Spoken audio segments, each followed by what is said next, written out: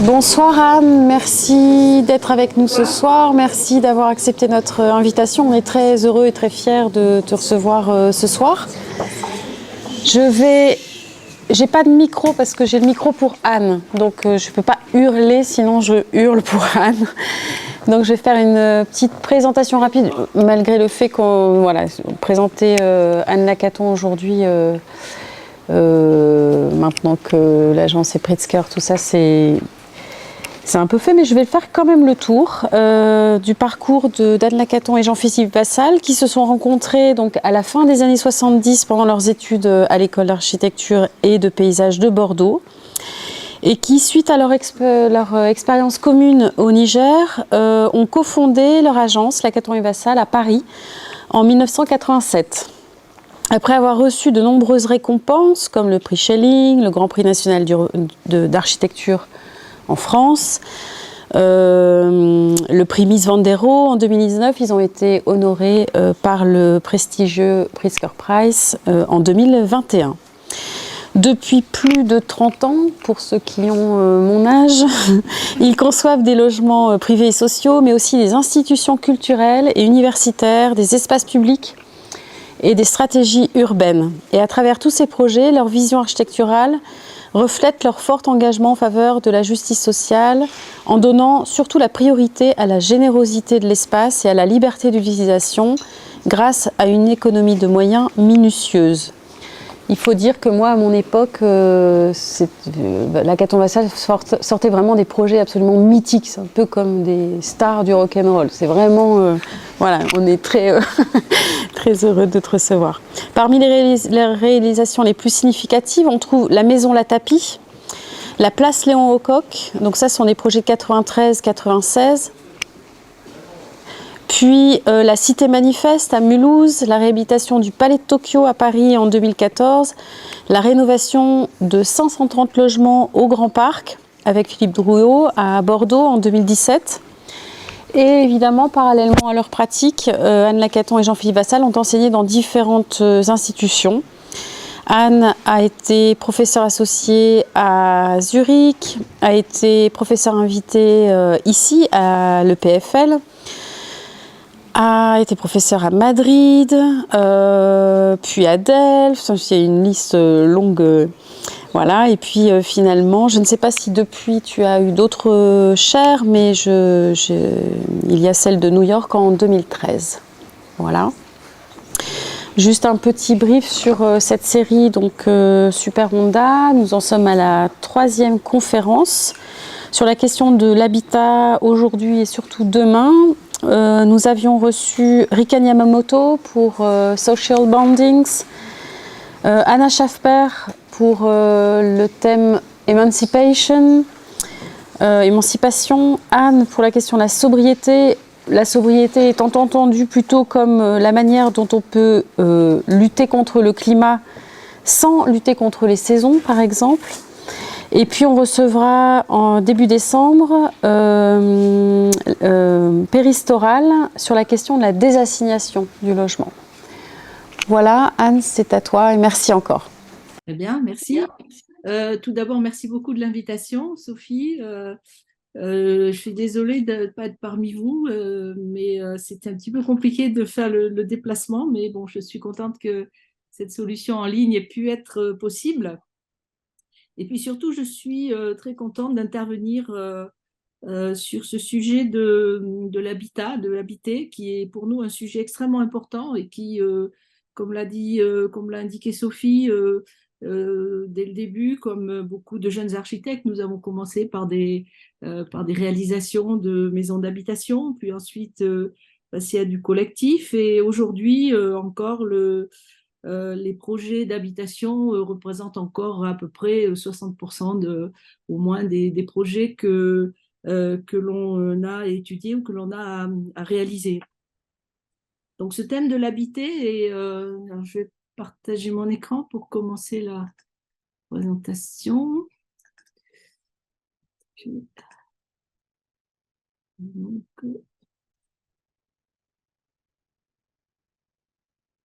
voilà, donc ce sujet d'habiter est pour nous un des sujets c'est un sujet fondamental en fait pour l'architecture parce que habiter place les gens et l'usage au cœur du sujet de l'architecture. C'est donc un sujet très ambitieux, mais en même temps, c'est aussi aujourd'hui, et pas seulement aujourd'hui, une question extrêmement critique presque partout, et en particulier dans les villes, parce que partout le besoin de logement augmente, et presque partout les villes n'arrivent pas à produire le nombre de logements nécessaires pour répondre aux besoins. Et donc le logement qui concerne tout le monde et qui devrait être un sujet de confort, de bien-être, de plaisir d'habiter, aujourd'hui c'est aussi souvent un facteur d'exclusion, alors que ce devrait être un droit. Donc il y a un manque évident de logements, mais pour autant il ne faut pas, parce qu'il y a un manque et une rareté des logements, il ne faut pas se laisser aller à réduire les ambitions de ce que doit être un logement. C'est-à-dire qu'il ne faut pas penser uniquement en termes de nombre. Ce n'est pas suffisant. Il ne faut pas penser non plus en termes de standards, de réduire, parce qu'il faudrait faire plus. Parce que le logement, c'est surtout une question de qualité et des conditions de vie de tous les jours. Donc, quelles sont les qualités que l'on peut donner que tout logement devrait donner à ses habitants? Parce que le logement est l'unité de mesure de la ville. Et précisément, ce n'est pas le logement en général, comme je disais, ce n'est pas une question de nombre, mais c'est la question du logement, de chaque logement. Ce qui veut dire une attention constante pour ses habitants et donc penser le logement comme un logement multiplié par 10, par 100, par 1000, ou voire plus dans les villes ou à l'échelle du territoire.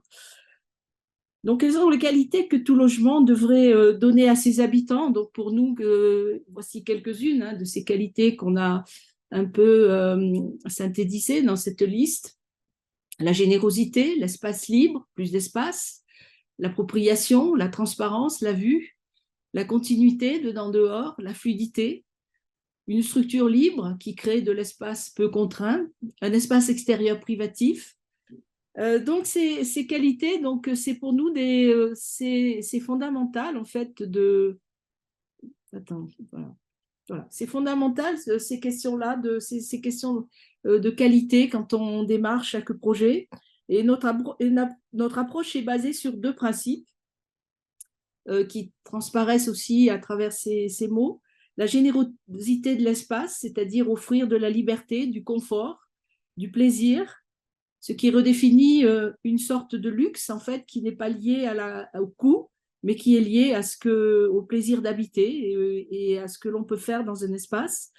Et le deuxième principe qui est complètement associé et complémentaire, c'est l'économie, pour que cette générosité puisse devenir possible, pour faire en sorte que toutes ces qualités soient abordables pour tous les habitants.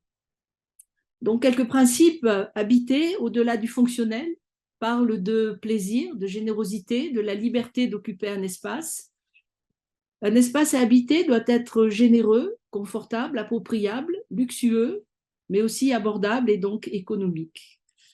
Donc, quelques vues qui peuvent représenter cette idée du logement, donc qui sont extraites de projets qu'on a faits, mais qui montrent spécifiquement ce que l'espace peut donner à l'habitant comme condition de vie au quotidien.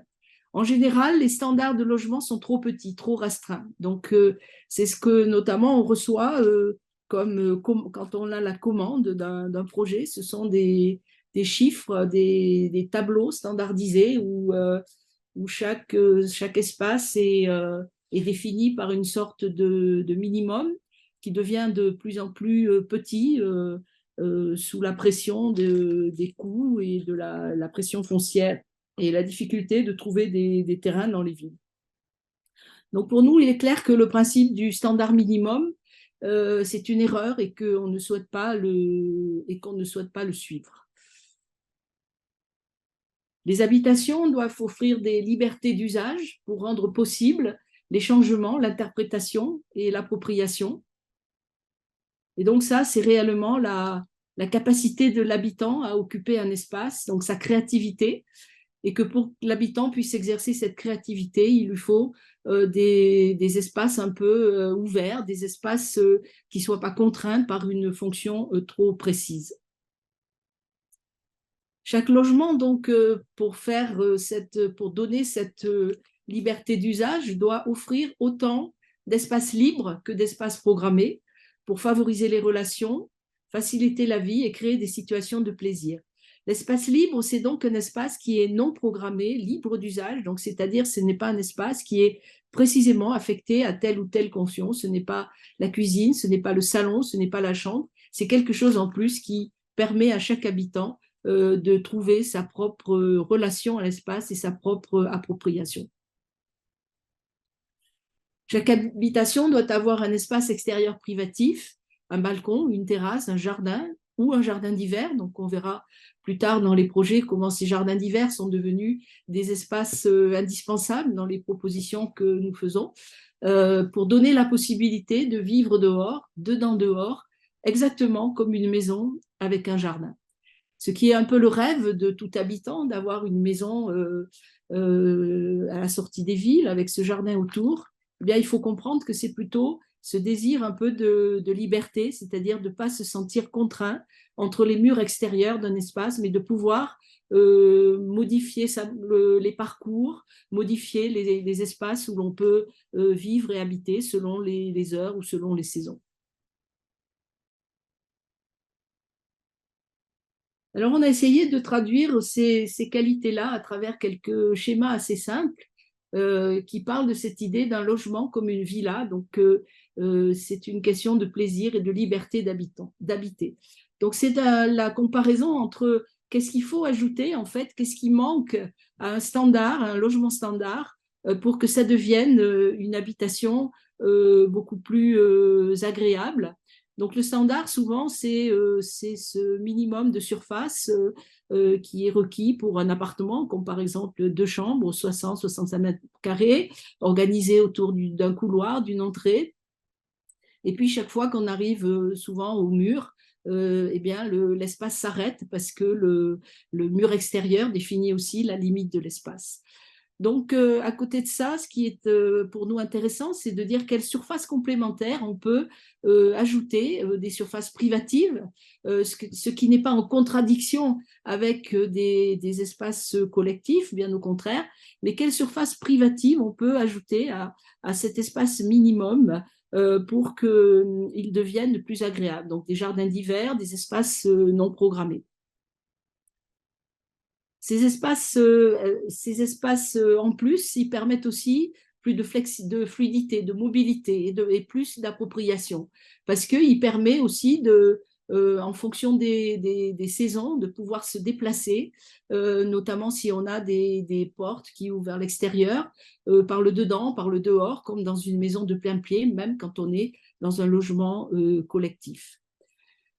Et puis, pour créer cette facilité, cette fluidité ou cette possibilité d'espace additionnel, le système constructif est évidemment à re-questionner, notamment les systèmes à ossature qui permettent beaucoup plus de flexibilité et de facilité et qui sont plus économiques.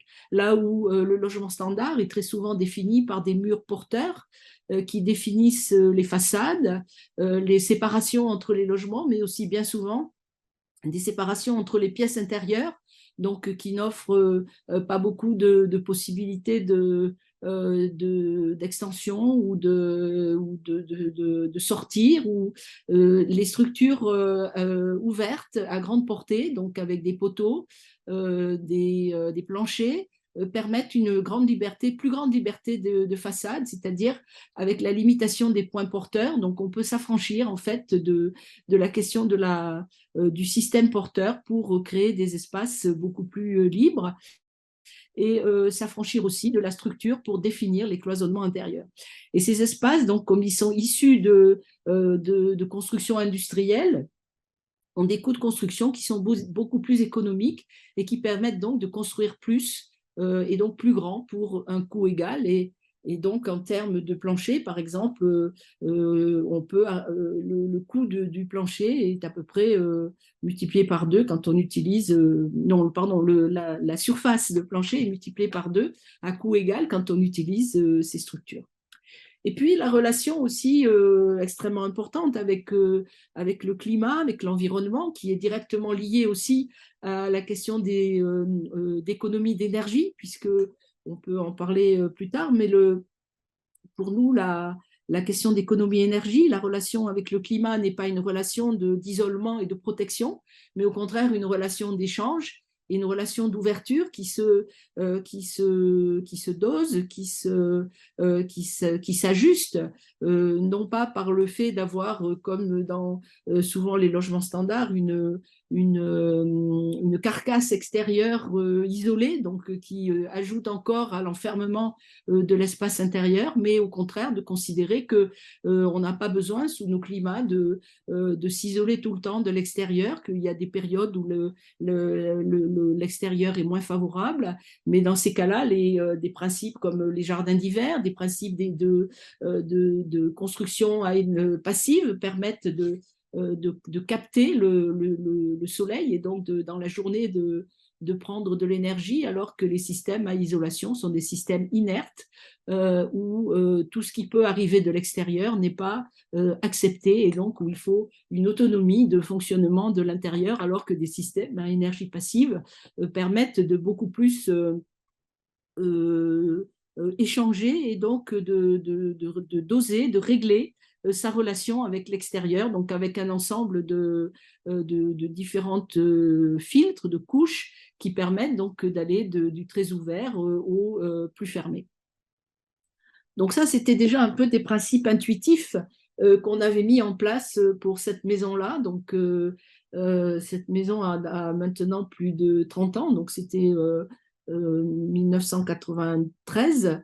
Donc on était un peu déjà à l'époque où on commençait à réfléchir sur les questions d'économie d'énergie, mais on n'en était pas du tout au point où on en est arrivé aujourd'hui, où c'est devenu un enjeu majeur. Mais déjà, cette question de la relation au climat nous intéressait beaucoup, précisément dans l'idée de sortir en fait de ce modèle à la fois de l'espace standard, mais à la fois de cette relation également très standardisée que les constructions peuvent avoir avec l'extérieur.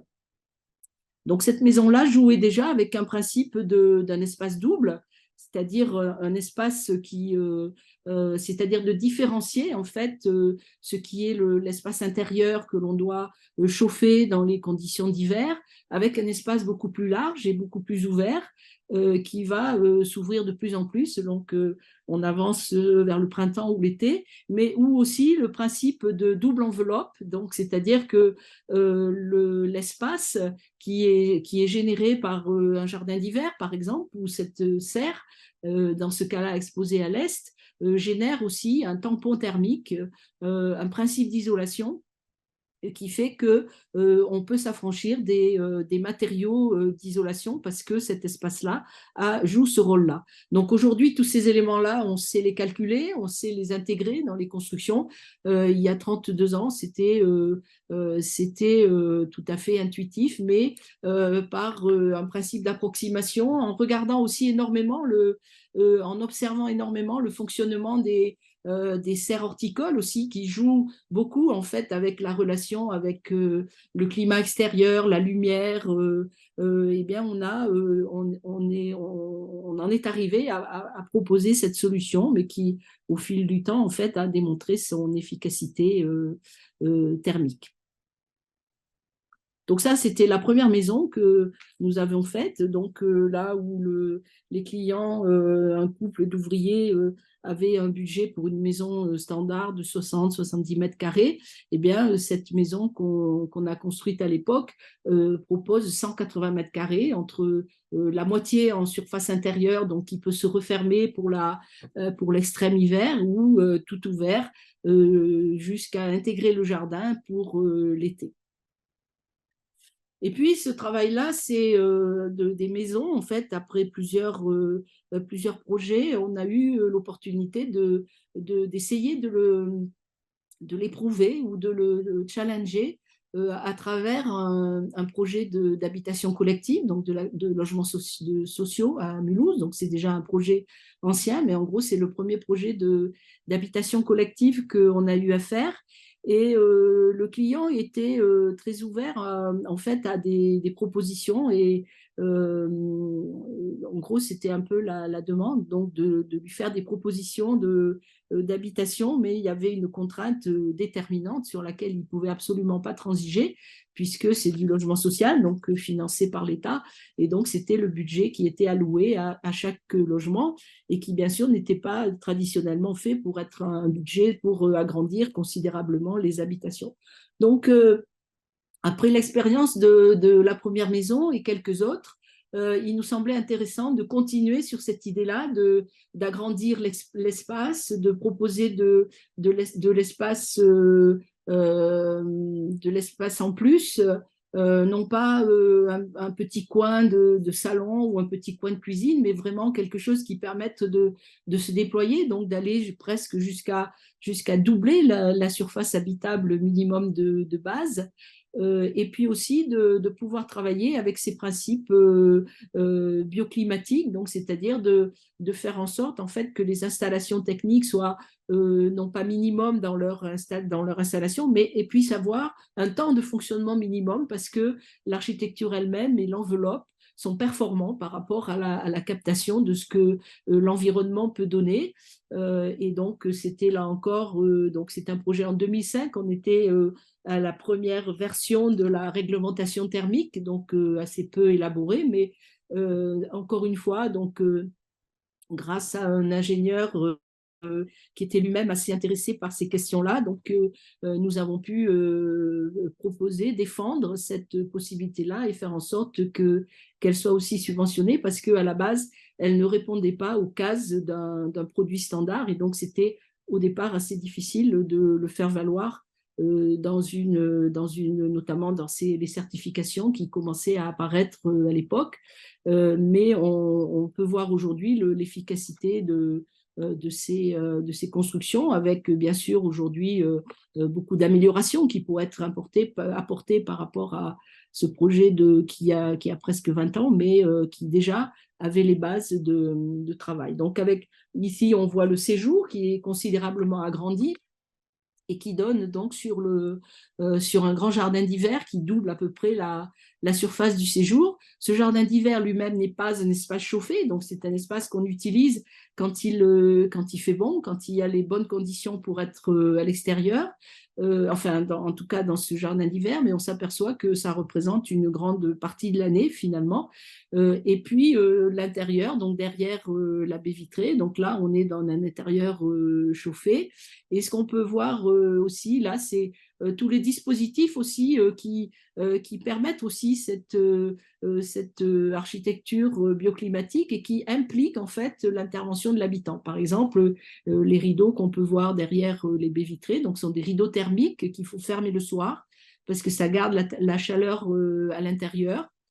Alors que le jardin d'hiver, lui, est plutôt assez peu étanche à l'air parce qu'il doit pouvoir gérer ces questions d'échange d'air et de température entre l'extérieur et l'intérieur, donc jouer ce rôle d'état intermédiaire. Mais c'est un espace qui se chauffe très vite dès qu'il y a du rayonnement, pas forcément du grand soleil, mais du rayonnement.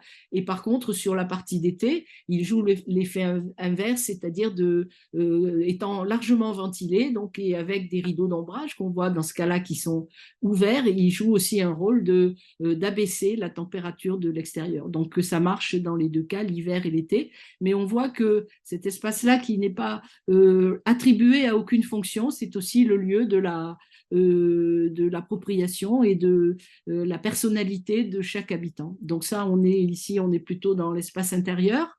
Cet appartement-là donc avait plutôt un grand séjour au rez-de-chaussée et donc ce séjour à peu près 50 mètres carrés plus une cuisine et on voit à l'arrière au fond donc ces rideaux thermiques en fait que à l'époque on les a mis en place avec un fabricant qui faisait plutôt des petits rideaux pour les caravanes et qui a accepté de faire ces grands volumes.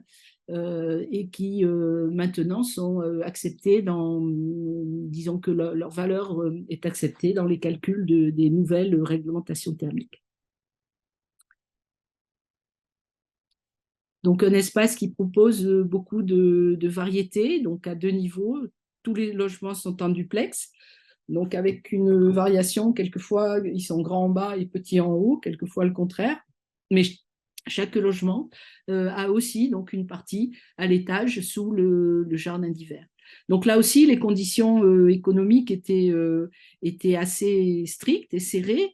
Et c'est pour ça qu'il fallait chercher en fait dans des systèmes de construction efficaces, déjà plus ou moins étudiés, c'est-à-dire de pas faire une sorte de complexité unique pour chaque élément de la construction, mais d'essayer de rationaliser la construction parce que faire plus grand ne veut pas dire construire avec plus d'argent, mais au contraire de trouver les solutions pour construire avec le même budget.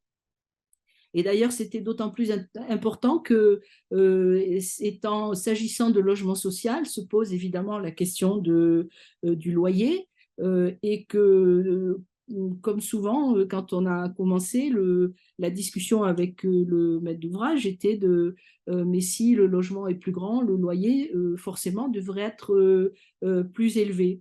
Et nous, on a plaidé le fait que si le logement ne coûtait pas plus cher, euh, et qu'il était plus grand, il n'y avait pas de raison de le louer plus cher puisque son coût de construction n'était pas plus cher.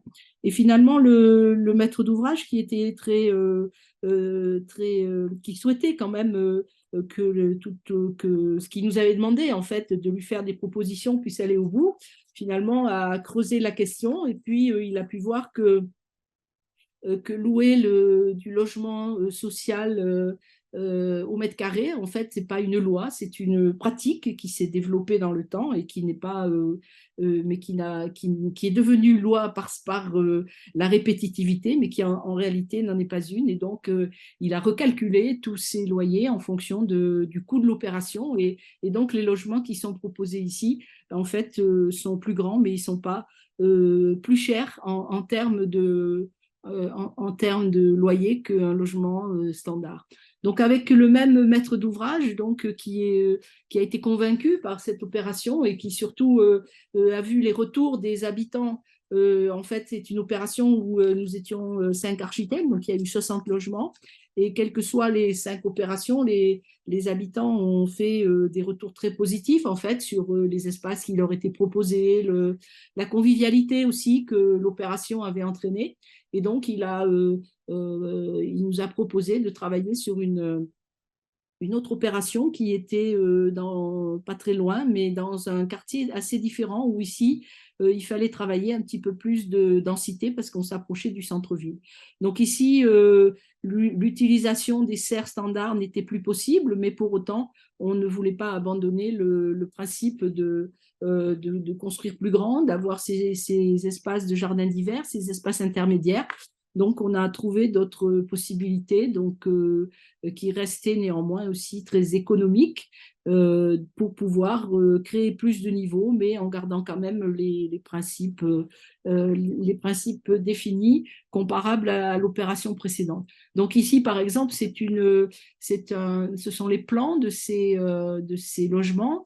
Et ce qu'on voit en bleu, en fait, c'est l'espace supplémentaire par rapport à un logement standard qui a été donné dans chaque logement, que ce soit celui d'en haut, le T3 un peu basique, hein, que l'on retrouve à plusieurs endroits, ou le T5 en duplex, donc qui est un très grand logement au total de 120 mètres carrés d'utilisation.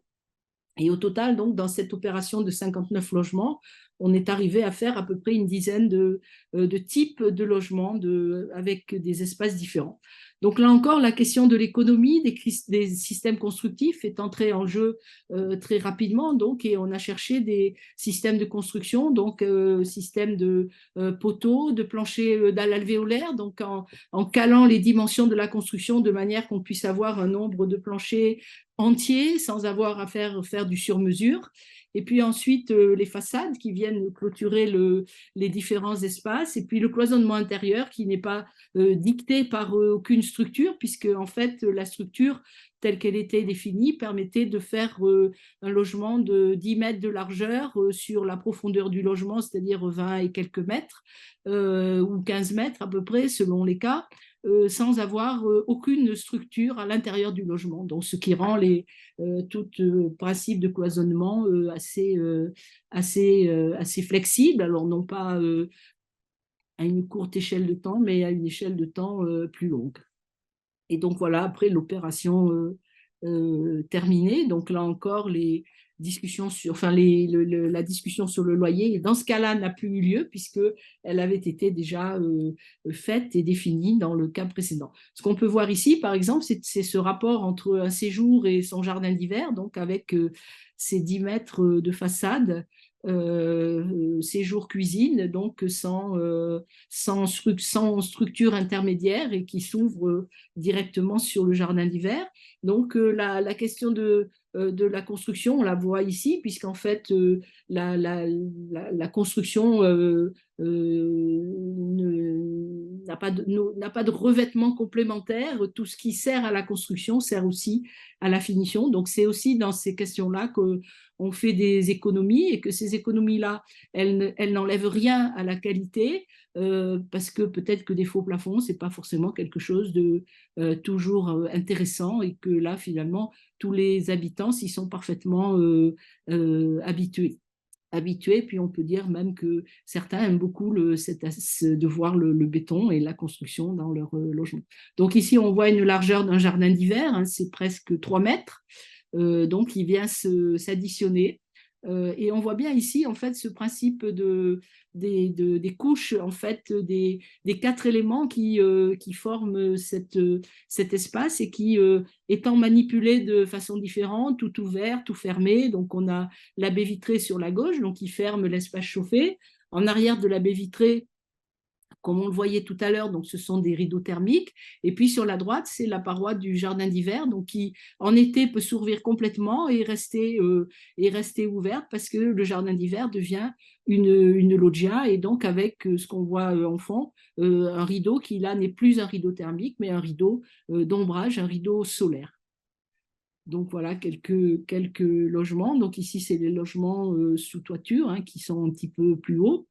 On voit ici donc une salle de bain et on voit de plus près ici ce rideau thermique en fait qui permet donc en hiver de garder la chaleur à l'intérieur et en été parce qu'une face est réfléchissante si on veut le fermer, qui réfléchit aussi le rayonnement vers l'extérieur.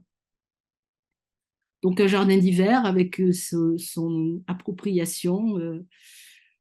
Et toujours pour ce même maître d'ouvrage, le plus récent, donc, et dans les mêmes principes, ce qui est intéressant de retravailler comme ça avec les mêmes gens, c'est qu'on n'a plus tellement besoin de se convaincre mutuellement et qu'on peut directement partir sur les projets sans avoir à discuter des points majeurs. Donc ça, c'est un projet qu'on a terminé assez récemment, donc qui est une résidence pour 18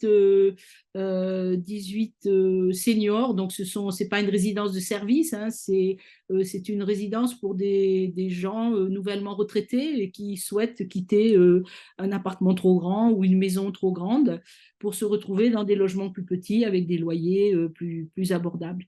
Donc, ici, on a 18 logements, 2 étages. Donc, on avait un terrain qui est ici, là, avec le point rouge. Et sur ce terrain, donc, on a essayé déjà en première décision, de garder tous les arbres qu'il y avait, de manière à pouvoir déjà avoir un environnement qui existait et qui était plutôt agréable.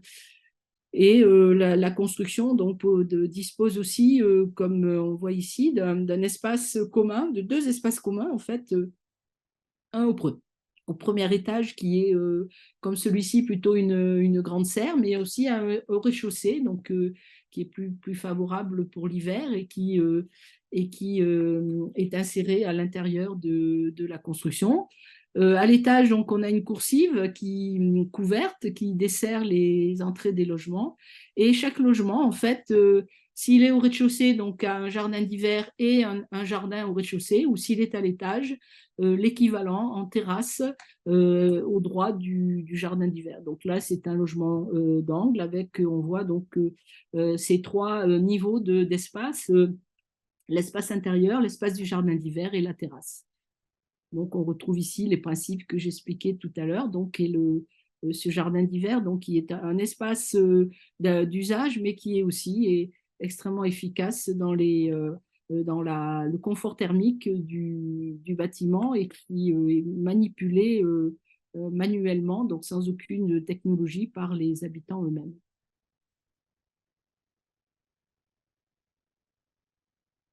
Et puis, une autre configuration complètement différente. Ici, on n'est plus dans du logement social, on est dans un logement à plusieurs typologies d'habitants. Donc, c'est une tour résidentielle avec quelques niveaux de bureaux à Genève, à Chêne-Rouge, donc tout près d'une nouvelle gare qui a été réalisée à Genève. Et ici, donc, le sujet était de faire un ensemble d'habitations dans un nouveau quartier qui est en cours de développement. Donc, on voit ici en coupe sur les 19 étages, donc les premiers étages sont des étages d'activité et au-dessus du sixième étage, donc là, on a des logements. Donc, le principe ici est de retrouver aussi dans un immeuble de grande hauteur ces principes d'espace intermédiaire, de jardins d'hiver, donc qui en plus, dans le climat de Genève, sont aussi extrêmement efficaces pour gérer les extrêmes climatiques.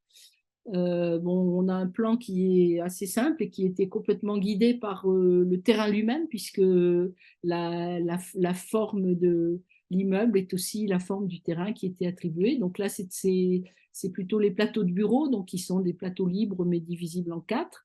Et les plateaux d'étage, où là, on a profité des réglementations aussi, où on avait une possibilité de débord par des balcons sur un tiers sur deux façades pour faire ces agrandissements et pouvoir agrandir un peu l'espace habitable intérieur. Donc là, en fait, on a un peu deux parties dans l'immeuble.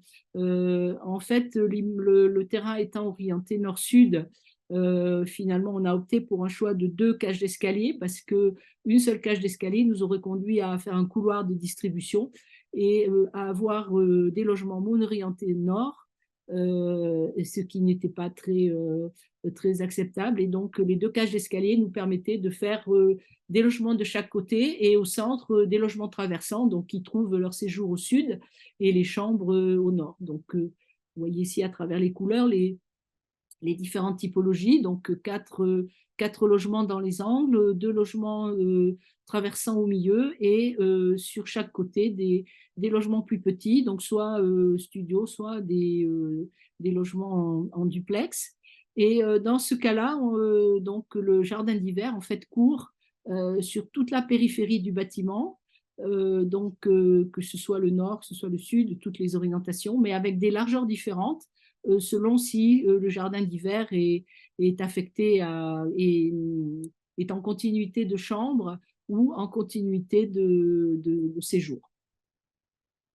Donc ça, c'est un logement d'angle, donc où on voit la disposition et le jardin d'hiver, donc qui fait le tour. Et donc c'est important cette continuité parce que ça permet aussi quand on est à une saison favorable et que toutes les portes sont ouvertes, de réellement agrandir l'espace et puis surtout de pouvoir circuler par le jardin d'hiver, d'aller de la chambre au salon par le jardin d'hiver, etc. Donc ça augmente encore l'intérêt et la variabilité des logements. Donc ça, c'était une photo avant livraison, donc où on peut voir cette succession d'espaces entre l'intérieur, le jardin d'hiver et le balcon. Et puis quelques éléments, quelques photos avec les logements meublés, où on retrouve ici encore les mêmes principes que je montrais tout à l'heure pour les logements sociaux, c'est-à-dire les baies vitrées, les rideaux thermiques, et puis le jardin d'hiver, donc qui est ici d'une autre nature liée à la réglementation suisse sur les façades, mais qui joue aussi le même rôle. Donc on voit ici ce passage entre un jardin d'hiver plus petit et un jardin d'hiver plus grand face au séjour et cette dilatation en fait de l'espace que ça produit. Et le deuxième partie, c'est toujours sur l'habitat, mais c'est un sujet qui, pour nous, est extrêmement important aujourd'hui parce que, et on y travaille depuis beaucoup d'années, depuis plus de 20 ans, sur le sujet de la transformation. Depuis longtemps, depuis encore plus aujourd'hui, on a entre les mains beaucoup de choses qui existent, beaucoup d'immeubles qui existent, qui souvent sont pas amenés au même niveau de qualité que les exigences sur les logements neufs. Et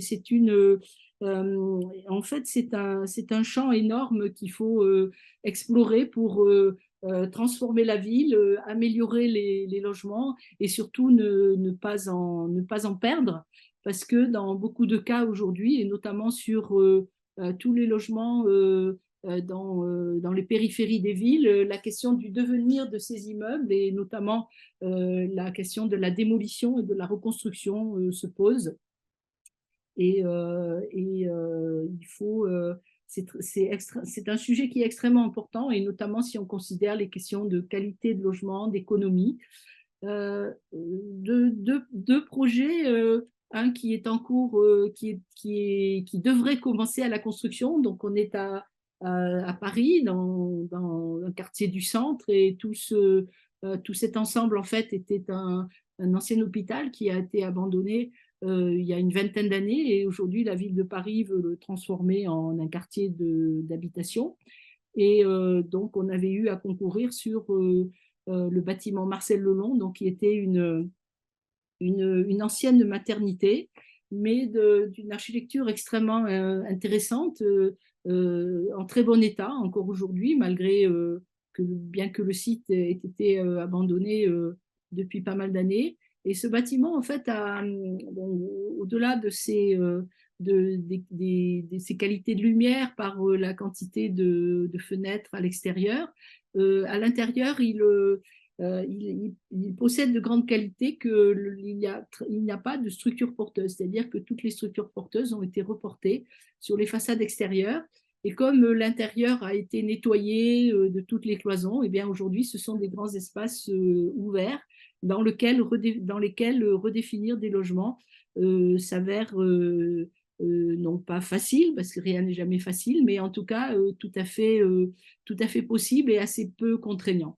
Mais dans un souci de densification d'un espace, d'un territoire aussi central que celui-ci, il fallait non seulement transformer le bâtiment, mais aujourd'hui, dans ce bâtiment-là, ou en tout cas sur ce terrain-là, de pouvoir doubler le nombre, enfin en tout cas d'assurer un nombre de logements qui faisait que plus de 150, qui fait que l'espace lui-même existant n'est pas suffisant. Donc, on a fait ce travail déjà d'analyse de l'existant, de voir aussi comment on pouvait le réutiliser en le transformant très peu, donc sans changer sa structure, sans changer ses ouvertures, mais comment on pouvait l'adapter à des logements.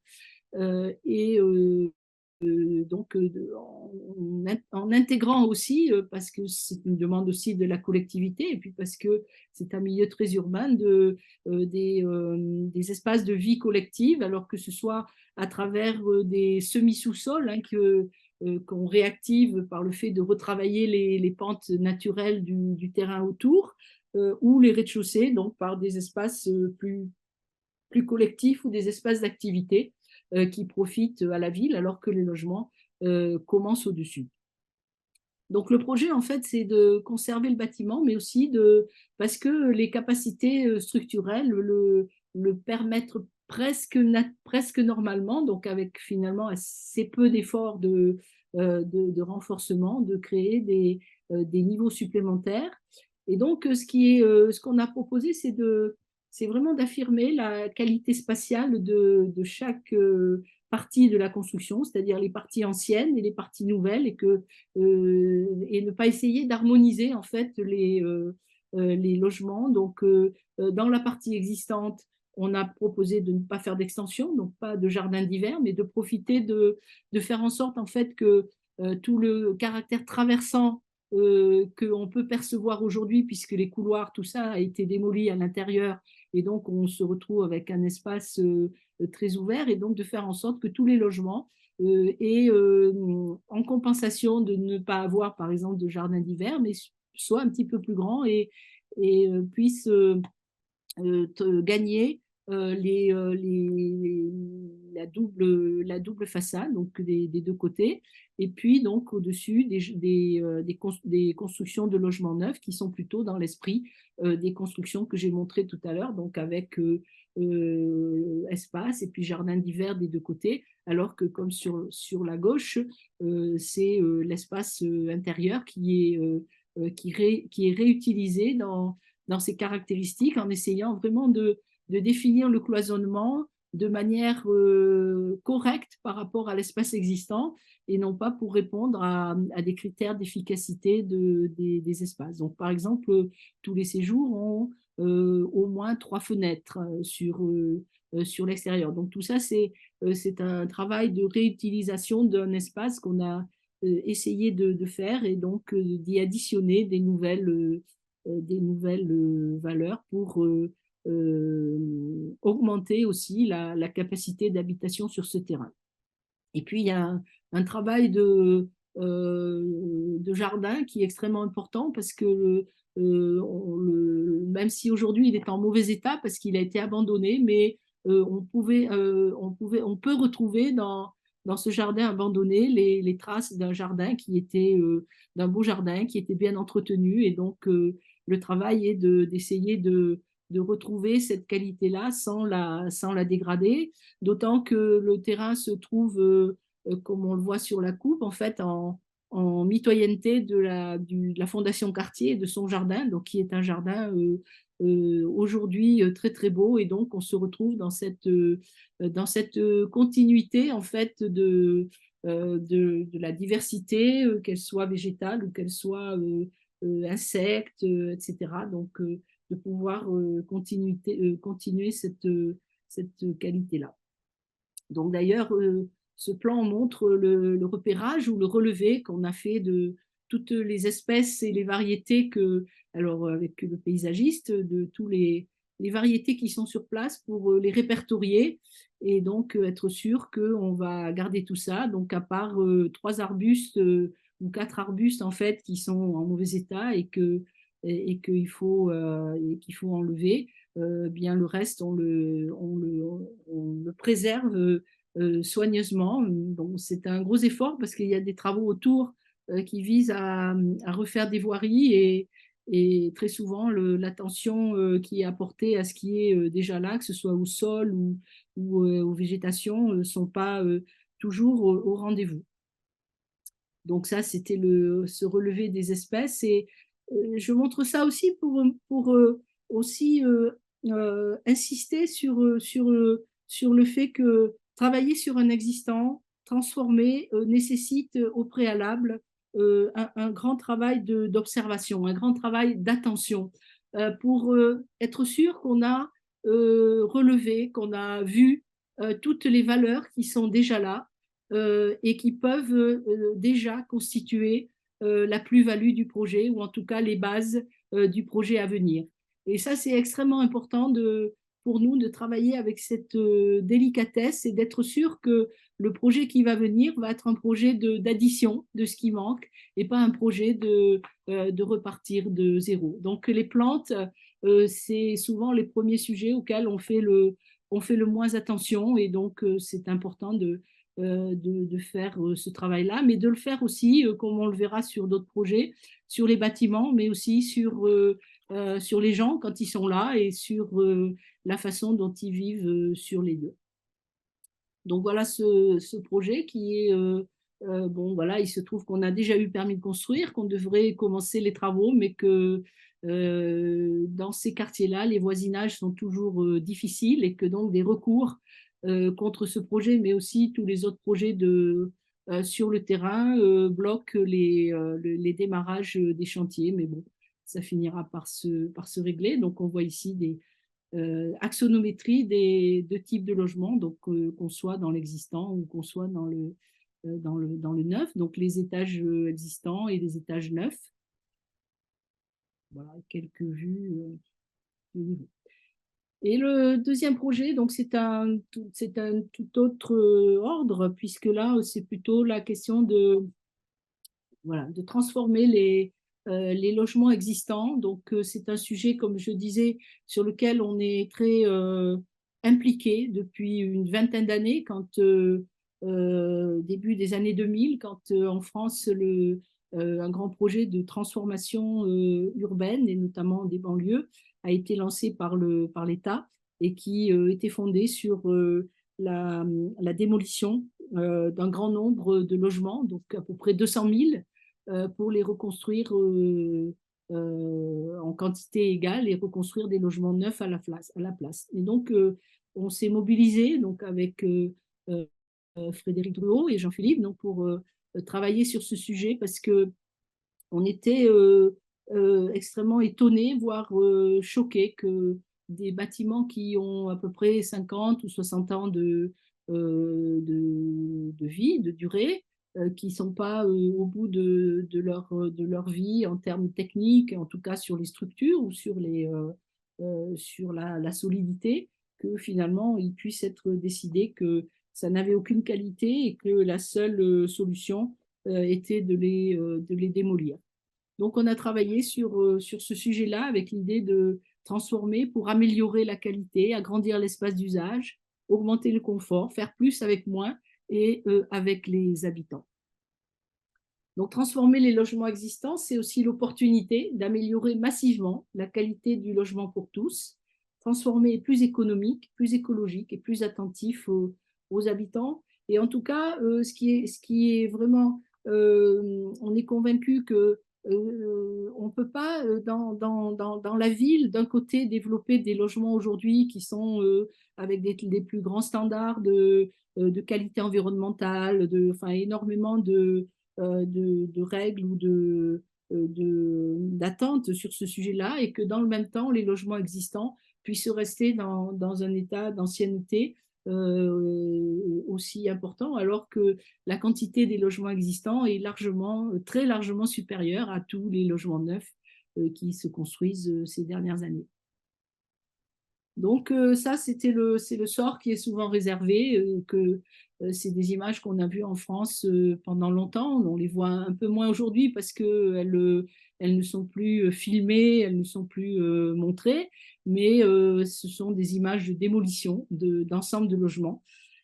Et donc, ce qu'on a étudié, c'était le projet de transformation, disons, en prenant des exemples qui étaient dans la liste des sites sur lesquels les démolitions devaient s'opérer, et en faisant des projets pour voir qu'est-ce qu'on pouvait faire en allant assez loin dans le détail, et surtout de voir en termes d'économie, quand on sait que la démolition et la reconstruction, donc ça c'est même un chiffre qui a déjà au moins 15 ans, donc de 165 000 € par logement. Et finalement, dans les études qu'on a faites, on a pu voir qu'autour de 55 000, 65 000, bon, peut-être aujourd'hui, ce serait plutôt 65, on pouvait transformer et amener ces immeubles dans une qualité tout à fait comparable aux logements neufs d'aujourd'hui.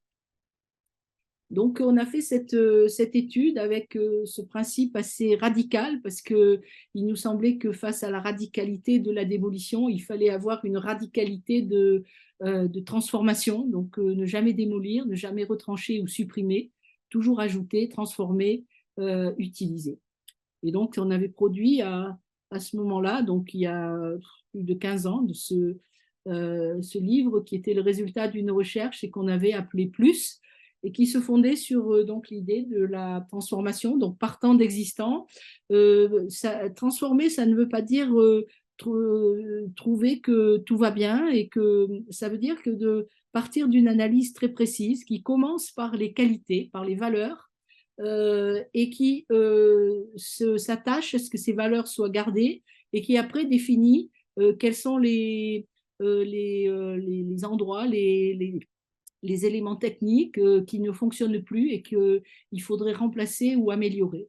Parce que finalement, on avait pu comprendre que dans la démarche de démolition, c'est une démarche qui part toujours de l'idée que l'existant n'est pas bon, que l'existant n'a plus de valeur et que la seule chose à faire, c'est démolir et reconstruire. Et donc, c'est pour ça qu'il nous avait semblé important de toujours partir de ce qui est positif et de savoir regarder tout d'abord ce qui est positif. Donc, partant de cet existant où effectivement, on peut comprendre que la qualité architecturale n'avait pas permis ou la rapidité n'avait pas permis peut-être de travailler plus sur les qualités de logement, bien que une partie des logements de cette époque restent encore des logements très beaux spatialement, et se dire que peut-être ce qui n'avait pas été fait à l'époque, c'est-à-dire l'ambition de définir un beau logement, eh bien, on pouvait le faire aujourd'hui à partir des situations existantes. Et que donc, ce qui était important pour nous, c'était de revenir à cette idée des qualités du logement et de se revenir à cette idée de la villa, donc de la villa qui réfère non pas à un modèle architectural précis, mais à une idée d'habiter qui offre de l'espace et de la liberté. Alors, donc, ce projet à Bordeaux, donc, on a fait cette étude. Bon, cette étude, ça a été très compliqué d'arriver à en parler avec les autorités qui étaient à l'œuvre sur le programme de rénovation urbaine et de démolition. Et donc, sur une quinzaine d'années, finalement, on a pu faire 3 projets. Donc, celui-ci qui est le dernier qu'on a réalisé à Bordeaux. Donc, c'est un ensemble de 530 logements. Dans la ville de Bordeaux, c'est un quartier qui est assez important par sa quantité, donc à peu près 4000 logements, mais aussi par sa masse, puisque Bordeaux est une ville assez basse, une ville de pierre, et donc immédiatement ces immeubles-là de 15 étages sont très visibles. Mais ce qui est intéressant quand même, c'est que ce quartier-là, qui était un peu rejeté quand il a été construit dans les années 60, finalement aujourd'hui est totalement intégré dans le réseau du centre-ville, et notamment avec les équipements, les systèmes de transport. Donc, ce qui en fait quand même un quartier qui n'est pas du tout isolé.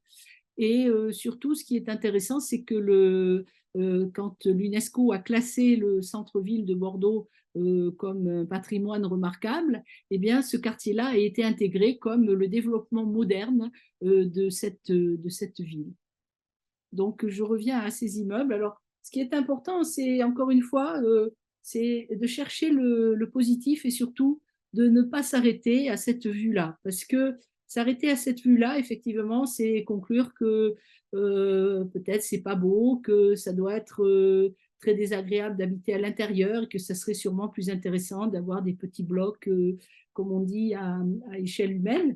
Ce qui est important, c'est surtout d'aller à l'intérieur.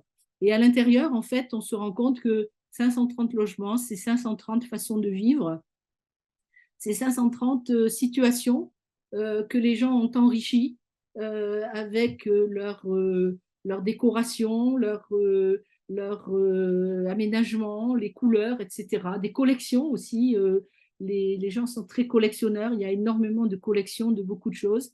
Et quand une fois qu'on a visité ça, ben, c'est très important de se dire que l'immeuble qu'on a vu avant d'arriver, donc au fond, c'est pas un bloc, c'est un ensemble de 500 espaces à habiter, et qu'il faut prendre attention à ces espaces à habiter, parce que le projet que nous avions proposé était de faire la transformation en site occupé, c'est-à-dire de ne pas vider l'immeuble pendant sa transformation. Donc, cette démarche, ne pas vider l'immeuble pendant la transformation, implique aussi de réfléchir comment on va s'y prendre pour améliorer les logements. Bon, il y a l'aspect technique, il y a l'électricité à refaire, il y a la plomberie, mais il y a surtout la question de l'espace, c'est-à-dire comment profiter de ces travaux importants qui ne se font pas tous les 10 ans, qui se font tous les 30 ans, 40 ans, pour donner vraiment une plus-value spatiale, quelque chose qui manque au logement et s'il y avait des espaces trop petits, de savoir comment on peut les agrandir. Et finalement, travailler en site occupé, ça veut dire qu'il faut faire attention aux travaux que l'on fait et qui seraient susceptibles d'être incompatibles en fait à continuer la vie à l'intérieur. Et donc, on s'aperçoit que finalement, dans des immeubles comme ça, où la structure en fait détermine chaque pièce, puisque c'est une série de murs porteurs transversaux en béton, essayer d'agrandir une pièce sur une autre, en fait, entraîne des travaux extrêmement importants parce qu'il faut casser des éléments structurels, que ce n'est pas compatible avec du site occupé et que finalement, c'est des travaux très lourds, très coûteux, mais qui ne changent pas grand-chose au fond à l'espace total intérieur. Donc, on est arrivé après cet ensemble d'études et qu'on a appliqué ici à se dire que l'extension était une solution intéressante pour régler ces sujets d'espace, régler des sujets thermiques et aussi d'autres sujets comme le feu ou pas la solidité, parce qu'il y a rarement des questions de solidité, mais notamment les transmissions de feu, etc. Mais surtout pour redonner de l'ouverture et de la lumière à ces logements qui souvent n'ont que des petites fenêtres. Donc le principe ici, c'était d'ajouter 4 mètres en avant des façades de sud. La plupart des logements dans ces immeubles qui sont assez fins sont traversants. Donc en mettant des jardins d'hiver d'un côté, on était sûr que tout le monde aurait un jardin d'hiver. Et puis de transformer donc toutes les fenêtres en porte-fenêtres et d'ouvrir les loggias pour les faire communiquer avec le jardin d'hiver de manière que chaque pièce, y compris les cuisines, puisse communiquer ensuite avec le jardin d'hiver. Donc, partant d'un petit morceau d'immeuble qui représente un cinquième d'une des grandes barres, donc c'est la situation existante, et donc la situation future, avec donc ensuite des travaux dans les communs, l'ajout d'un ascenseur, des travaux de sécurité sur les escaliers, des travaux intérieurs, etc., pour faire un peu un ensemble complet de rénovation. Et ce système donc a été appliqué à tous les niveaux et sur les 3 immeubles. Et donc, le chantier a pu commencer après une période aussi bien sûr d'études, mais aussi d'information des habitants, de préparation du chantier, de mettre en place les outils qui font que les gens qui habitent là peuvent avoir des réponses en permanence, qu'elles soient techniques, qu'elles soient des réponses d'assistance ou qu'elles soient des réponses spatiales, ou voire même sur les loyers après la réalisation. Donc, partant de l'immeuble, le principe était de préfabriquer ces extensions à l'extérieur du site et de les amener donc, pour les construire. Donc, préalablement, donc, faire des nouvelles fondations parce que ces extensions ne sont pas supportées par l'immeuble existant. Et donc, avec un rythme d'environ 6 à 7 modules par jour, le chantier pouvait se dérouler. Donc, une fois un étage monté, on prépare le second avec simplement des fixations parce qu'il y a une question de rattachement à l'immeuble existant pour la tenue au vent, etc. Mais c'est juste des fixations qui ne font pas supporter les charges sur l'immeuble existant. Donc des couples de poteaux donc pour préparer l'étage du dessus. Et quand on a monté suffisamment de niveau, on peut commencer le travail d'ouverture des fenêtres d'origine, donc, dont on voit ici. L'engagement qui a été pris auprès des habitants, parce que tant qu'on fait l'extérieur, il n'y a pas vraiment de perturbation sur l'intérieur du logement. Quand on commence à ouvrir les fenêtres, là, on a une interface avec l'intérieur qui devient gênante pour l'habitant. Donc, l'engagement qui était pris, c'est que cette ouverture des façades et la nouvelle baie vitrée devaient durer maximum 2 jours. Donc, le premier jour, c'était le sillage des allèges.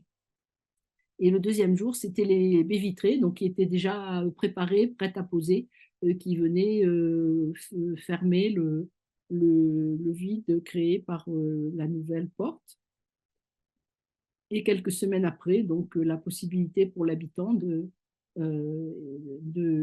s'y installer, donc avec cette transformation partant de cette fenêtre, une ouverture et un jardin d'hiver donc, qui vient se déployer devant. Et puis aussi, dans l'autre sens, cette ouverture et cette possibilité donc, de passer depuis toutes les pièces, la cuisine, le salon vers le jardin d'hiver. Et donc après, bah, c'est l'appropriation des habitants qui fait le reste. Voilà les images une fois les espaces appropriés. Donc chaque cage d'escalier était à peu près affectée entre 3 à 4 mois pour les travaux, et puis après on passait à la cage d'escalier suivante.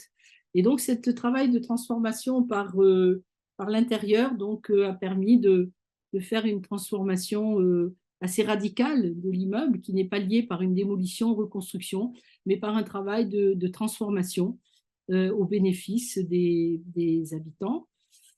Et puis, comme le maître d'ouvrage voulait disposer de quelques logements plus grands, on a profité aussi de l'opportunité des toitures plates. Donc, on voit ici les immeubles transformés pour ajouter quelques logements de grande dimension, donc qui sont des constructions très légères en acier, qui reposent sur les derniers niveaux, et donc qui produisent, chacun ayant son jardin d'hiver aussi, mais qui n'est plus à l'avant, mais qui est entre les pièces intérieures, et donc qui produisent ces espaces extraordinaires au 16e étage du bâtiment. Quelques chiffres pour terminer, pour montrer aussi l'économie et l'intérêt de la transformation. Donc, sur ces 3 blocs, 530, alors pardon, je l'ai en français, 530 logements transformés. Donc, on a conservé 100% de l'existant. Sur ces 100%, donc 20% ont été rénovés de manière importante, comme tous les halls d'entrée, les ascenseurs qui ont été complètement refaits, plus l'ajout de nouveaux ascenseurs, toutes les salles de bain ont été refaites et l'électricité dans les logements, et 80% de rénovation plus légère, c'est-à-dire que l'intérieur des logements, d'une manière générale, n'a pas été refait puisqu'il était bien entretenu, sauf quelques cas particuliers. Qu'au total, avec les extensions, donc on a rajouté plus 53% de surface, ce qui fait en moyenne une surface de 50 mètres carrés de utile, c'est-à-dire que ça inclut aussi les jardins d'hiver et les balcons. Et puis en faisant ce travail de jardin d'hiver, de remplacement des baies vitrées, aussi de rénover tout ce qui est régulation du chauffage, etc.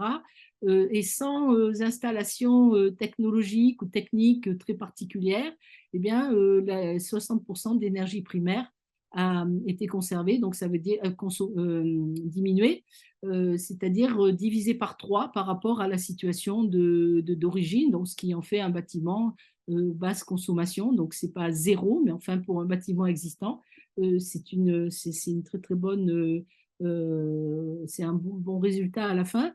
Et surtout en empreinte carbone par rapport à la démolition et la reconstruction, c'est une économie de moitié à peu près en équivalent tonnes CO2.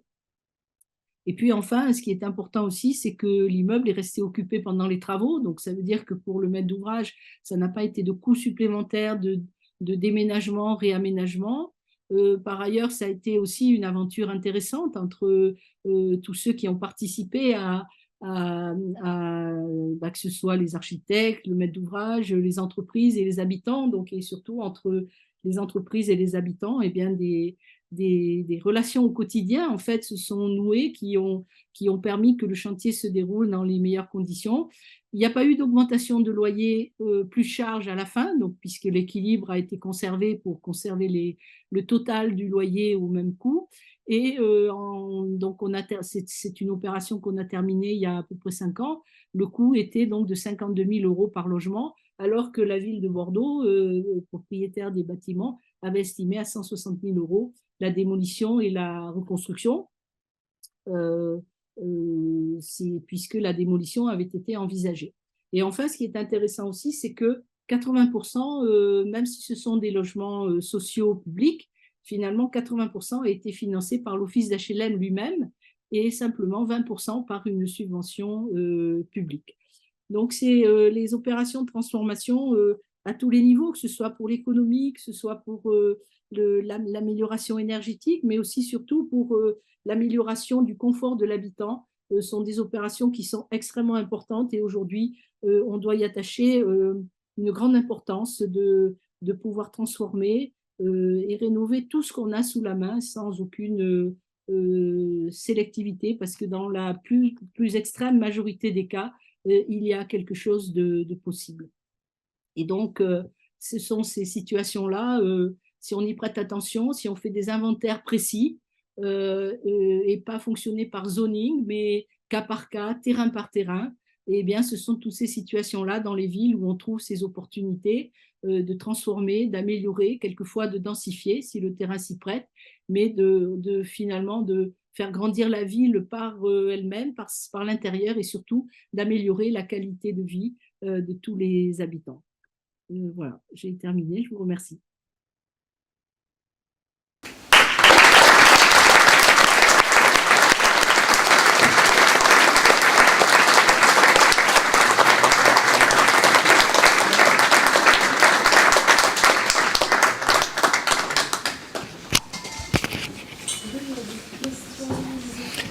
Voilà, on va passer aux questions. Le son marche? Ça marche? Moi, oui. Oui. Alors, il y a une caméra qui va suivre les personnes qui posent des questions. Ce petit micro qu'il faut se passer. Vous vous accrochez? Ce n'est que allez.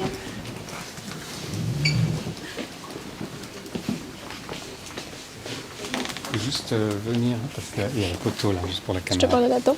Ouais. Bonjour, merci pour votre présentation. J'avais peut-être une question concernant les espaces qui sont non programmés et qui sont donc libres pour appropriation. Parce que je pense qu'une critique qu'on pourrait avoir, c'est le fait que du coup ça peut devenir des espaces qui deviennent un peu des espaces non utilisés. Donc comment est-ce que vous envisagez le fait que on réfléchit que tout le monde en fait prenne place dans ces espaces et s'approprient un peu à leur manière. Mais comment est-ce qu'on fait fonctionner ça dans un grand ensemble et on évite que ce soit des lieux qui deviennent un peu vides et non utilisés? Je pense que la première des choses, c'est d'avoir confiance aux habitants. C'est-à-dire de penser que, d'une manière générale, si on met entre les mains des habitants des espaces intéressants, agréables, dans une grande majorité, ils vont en faire quelque chose d'intéressant. Après, c'est vrai qu'il peut toujours y avoir le cas, et c'est le cas à Bordeaux, hein, je pense que si on visite, on va bien trouver quelques cas ici ou là où l'appropriation ne s'est pas faite parce que l'habitant est peut-être pas dans une situation confortable, peut-être que il y a des gens, enfin, quand on travaille sur des sujets, des projets comme ça, on rencontre aussi des cas très difficiles où des gens ont une vie complexe, difficile, pas heureuse, et qu'on peut comprendre qu'ils n'aient pas trop la tête à. Mais bon, c'est quelques cas, et puis on peut se dire que ça peut toujours évoluer. Donc c'est vrai que souvent, ce sont des arguments de promoteurs ou de dire non, mais on ne va pas faire des grands balcons parce que les gens vont y mettre les dépôts, les vélos. C'est vrai que ça peut arriver, mais voilà, je pense que nous, on préfère être optimiste et plutôt que de se dire on ne le fait pas parce que ça va pas, ça va mal se terminer. Donc voilà, il y a certainement un risque assez mineur ou quelques cas où ça marche pas bien, mais ça marche bien dans une grande majorité des cas. Et puis au moins la générosité est là. Et puis peut-être qu'un habitant suivant fera autrement. Donc c'est vrai que c'est une question qui se pose souvent et c'est souvent les maîtres d'ouvrage aussi qui se la posent, quoi. Mais je crois il faut faire confiance aux habitants et qu'ils souvent, il montre beaucoup de créativité. Bonjour, merci pour votre présentation. Je me demandais comment est-ce que, une fois que les bâtiments sont construits, vous apprenez des appropriations et quelle est la place en général plus de l'architecte une fois que le bâtiment est construit? Est-ce qu'on a aussi un rôle à jouer après la construction? Écoutez, en général, une fois que la construction est finie, bon, ça nous arrive de revenir sur place assez souvent, surtout dans les premières années. Et puis d'abord parce qu'il y a souvent des choses à régler après la fin du chantier, et puis souvent parce qu'on y fait des visites. Donc c'est vrai que c'est toujours intéressant de voir comment les gens s'approprient les choses, ce qu'ils ont à dire aussi des projets, de de manière à ce que peut-être le projet suivant, on y pense et qu'on puisse faire soit des adaptations, soit des changements. Mais là-dessus, il y a le premier projet collectif que j'ai montré à Mulhouse. C'était assez intéressant aussi dans la démarche parce que le maître d'ouvrage se posait aussi des questions sur l'adaptation ou l'adaptabilité des habitants à ce type d'architecture ou à ce type de projet.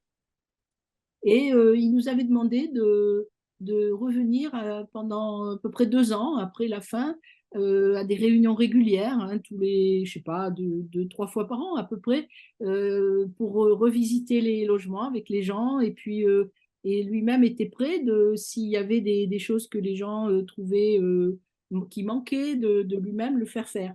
Et je me souviens que nous, dans notre cas, on avait beaucoup plaidé pour ne pas faire vraiment de cloisons à l'intérieur, à part des cloisons, les toilettes, enfin les cloisons minimum, mais en argumentant sur le fait que d'abord c'était des logements en duplex, donc avec des espaces en haut, en bas, et surtout que c'était des logements très grands et que donc on pouvait imaginer que la distance en fait entre les espaces pouvait jouer comme une sorte de séparation virtuelle sans avoir besoin de la marquer. Alors il avait laissé faire, mais il n'était pas non plus complètement convaincu, mais il a dit bon, je laisse faire, c'est ce que je vous ai demandé, donc on va le faire, mais on va voir comment les gens réagissent et si des gens demandent des cloisons, ben à ce moment-là, on les fera et puis on essaiera de les faire, oui, de répondre à la demande.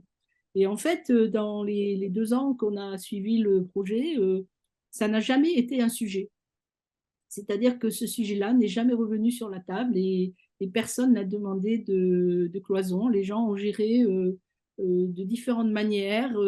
Quelquefois, ils ont fait eux-mêmes des cloisons mobiles avec des armoires, avec des bibliothèques, d'autres fois pas du tout. Donc, c'est pour ça que c'est intéressant aussi quelquefois de tenter des choses et de tester, mais à condition, c'est très clair que ce n'est pas quelque chose qu'on pourrait tester avec un logement minimum où finalement on ne pourrait pas avoir cette distance entre les espaces. Donc, c'est aussi peut-être la surdimension, la générosité spatiale. Merci. Oui. Merci Anne pour ta présentation magnifique. Moi j'ai une petite question. Aujourd'hui tu as présenté votre production de logements et pas toute votre production, puisqu'effectivement vous avez vous construisez des équipements, etc. Et je voulais connaître un peu justement, je voulais savoir, je ne sais pas bien comment formuler la question, mais si votre travail sur l'habitat vous enseignait quelque chose sur l'architecture qui a impacté votre travail sur l'équipement. En tout cas, comment est-ce que parler d'habitat, c'est parler plus largement d'architecture en fait? Oui, c'est pour ça que globalement, on parle plutôt d'habiter que d'habitat. Parce que habiter, c'est une dimension qui n'est pas spécifique de l'habitat, c'est une dimension qui parle en fait de tout espace. Et effectivement, l'espace de l'habitation nous a appris, en tout cas nous a amené à réfléchir, transposer ce sujet-là en fait de l'appropriation, du fait de se sentir bien à l'espace, à n'importe quel espace d'usage ou d'équipement. Parce qu'au fond, c'est toujours un peu la même question, c'est-à-dire que si on prend les projets par la question de l'espace intérieur, c'est-à-dire et pas par le volume ou pas par l'extérieur, c'est toujours un peu la dimension de quelqu'un qui fait quelque chose dans un espace et qui se déplace d'un espace à l'autre. Donc cette question-là, en fait, elle est récurrente un peu à la même échelle partout. Donc oui, ça nous a amené à réfléchir et à penser les sujets d'équipement, d'école. Bon, il y en a pour lesquels c'est un peu différent, mais même un musée, par exemple, c'est toujours en fait cette question de quoi on a besoin par rapport à un espace programmé qui est toujours extrêmement contraint et que en fait, quelle que soit la fonction, on a toujours besoin d'un espace à côté dans lequel on peut se poser, on peut réfléchir. Par exemple, être dans un musée, c'est intéressant d'avoir un espace où il n'y a pas d'œuvre à côté, mais où on est peut-être plus en relation avec le paysage, la ville, pour pouvoir aussi réfléchir à ce qu'on a fait. Une école comme l'école d'architecture de Nantes, ça nous avait semblé aussi intéressant que chaque studio de projet, qui est toujours un espace souvent extrêmement dense, parce qu'on y fait beaucoup de choses, et à côté d'avoir un espace qui n'était pas affecté, pour pouvoir précisément se poser cette question de ce qui est compressé et de ce qui est libre, pour jouer avec les deux et décompresser soi-même sa propre démarche, quoi, son propre usage. Donc oui, c'est vrai que pour nous, il n'y a pas beaucoup de différence.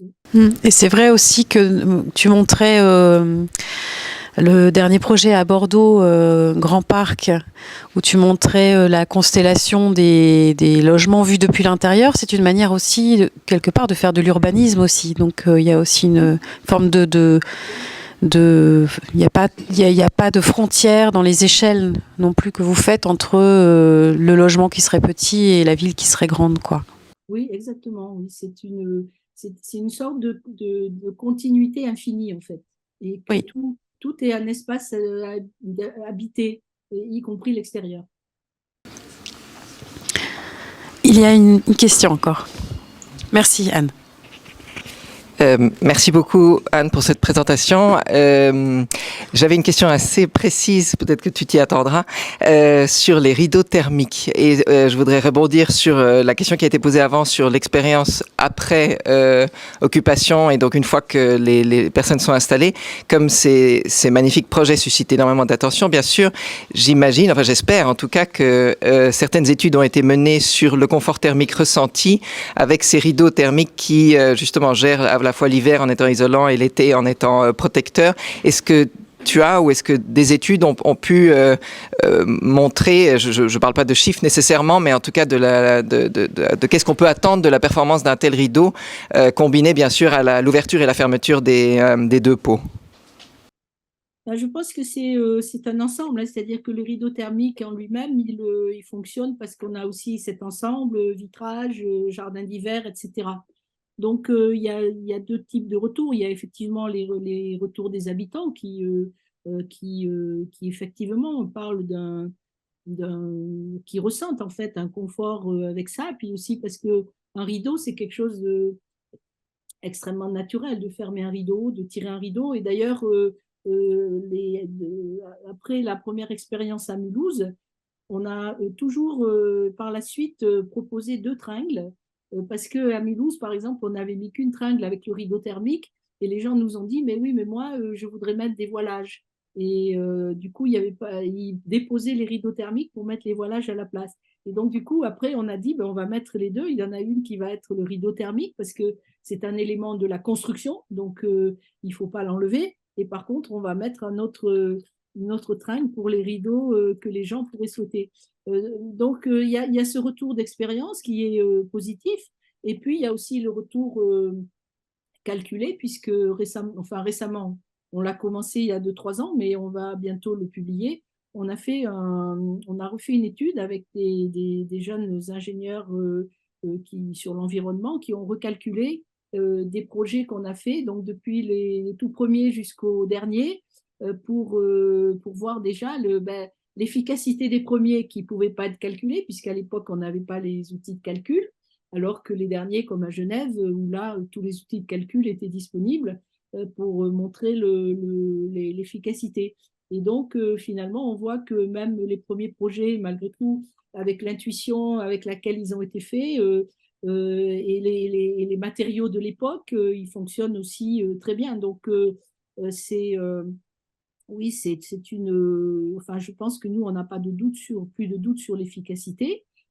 Et puis d'ailleurs, en France, maintenant, ces rideaux thermiques ont été validés par le Centre scientifique et technique du bâtiment, donc ils valident tous les matériaux et donc ils ont, je crois, une autorisation préalable, première de 5 ans avec la validité et des coefficients et des valeurs et des coefficients qu'on peut intégrer dans les calculs. Donc, ça veut dire qu'ils ont quand même été reconnus aussi officiellement pour cette valeur. Merci. Bonsoir. J'ai deux petites questions en rapport avec l'utilisation des matériaux. En visitant cet été Bordeaux, je me suis rendu compte que les seules parties qui étaient abîmées en fait, par l'utilisateur, c'était les parties communes. Donc, pas la façade que vous avez montrée, mais celle où vous avez ajouté l'ascenseur. Et exactement, je me posais deux questions. C'est est-ce que dans vos détails constructifs, vous aviez prévu le fait que ça allait être le cas? Et est-ce que vous avez réussi à faire comprendre au MO que l'entretien de son bâtiment et le changement de ses matériaux, parce que vous utilisez des matériaux qui le permettent, est-ce que vous avez réussi à transmettre ça au MO, qu'il allait devoir changer des parties, mais que le bâtiment avait intégré ça dans ses détails constructifs? Je pense que d'abord, vous avez pu voir que les dégradations des halls, en fait, c'est pas partout que ça se passe, hein, mais là, c'est un quartier où il y a particulièrement, et puis c'est le fait de quelques-uns, et c'est pas le fait de la population entière. Donc, face à ça, c'est très compliqué de trouver des choses, sauf à faire des bunkers, des choses qui soient extrêmement solides. Donc, on a essayé de faire au maximum, au mieux. Le propriétaire, en fait, je ne crois pas qu'on puisse dire qu'il n'entretient pas ses bâtiments, parce que je crois qu'il est assez attentif et précisément sur la question des halls. Alors, je ne sais pas maintenant, mais enfin, pendant les quelques mois de suivi qu'on a fait après, on avait pu voir que dès qu'il y avait une vitre cassée, il la faisait remplacer. Donc, malheureusement, c'est un peu la difficulté dans certains quartiers aussi, mais c'est vrai qu'on a essayé de faire des choses simples et qui peuvent se réparer facilement, sans trop de coûts, mais il y a des usages un peu rudes sur lesquels c'est difficile d'avoir des réponses techniques. Bonsoir, merci pour la présentation. Je me suis demandé s'il y avait des réflexions et une approche liée à la lumière naturelle, notamment quand on fait une extension par l'extérieur, évidemment on construit des dalles par-dessus des façades, donc ça éloigne l'apport de la lumière. Et aussi la question du rideau thermique.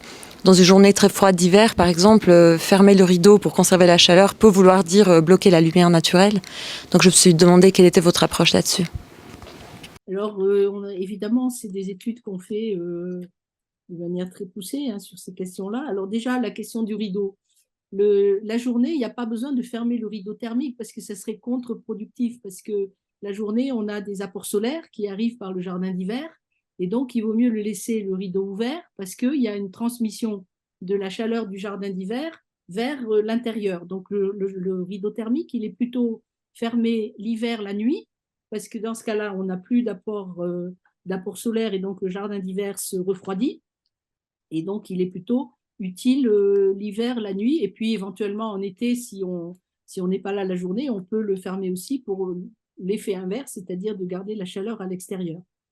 Après, sur la lumière naturelle, évidemment que c'est aussi des questions qu'on étudie. Alors, ce qu'il faut voir, c'est pas les choses a priori, c'est-à-dire qu'on passe d'une façade quasiment opaque avec des petites fenêtres de 1 mètre carré à peut-être une avancée, mais quand même un apport de lumière beaucoup plus intensif et avec surtout des fenêtres qui sont remplacées par des porte-fenêtres, voire des grandes baies vitrées quand on peut le faire. Donc globalement, la lumière naturelle, je dirais qu'à l'intérieur, elle n'est pas forcément énormément plus importante, mais en tout cas, elle est beaucoup mieux répartie qu'elle l'était auparavant, au début, avant de faire l'intervention. Mais c'est vrai que vous avez raison que la question de la lumière naturelle, c'est un sujet très important et que dans tous les projets, donc avec Atmoslab, donc qui sont des ingénieurs environnement, on fait très en amont des études, les simulations. Merci.